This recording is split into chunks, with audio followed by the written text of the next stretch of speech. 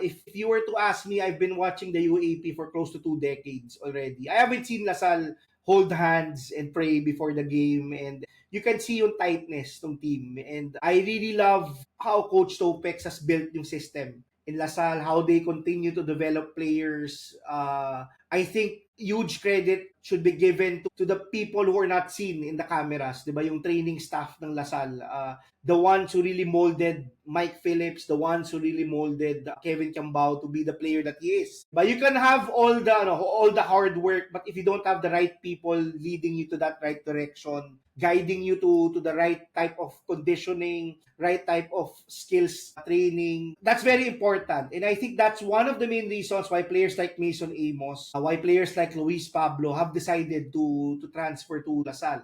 It's their training. It's how they really mold yung players nila.